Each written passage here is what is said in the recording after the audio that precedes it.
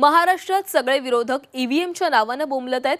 होय, आम्ही ईव्हीएमचे आमदार आहोत, पण ईव्हीएमचा अर्थ एव्हरी वोट अगेन्स्ट मुल्ला असल्याचं वादग्रस्त विधान सांगलीच्या हिंदू गर्जना सभेत मत्स्य व बंदरे मंत्री नितेश राणे यांनी केलेलं आहे।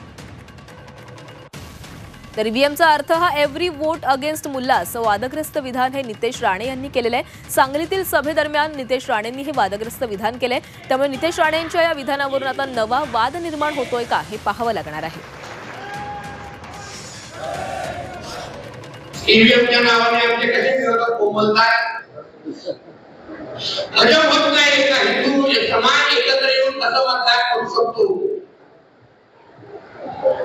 आमच्या ते हे बाहेर मतदान करायला हिंदू समाज येऊ शकत नाही। ईव्हीएम वर दोन देतात, अरे हे लोकांना ईव्हीएमचा माझ्या ईव्हीएमचा फुल फॉर्मच कळला नाही। हिंदू समाज आणि कुठल्या विचाराने मतदान केलं कळत नाही। ईव्हीएमचा अर्थ आहे एव्हरी वोट अगेन्स्ट मुल्ला।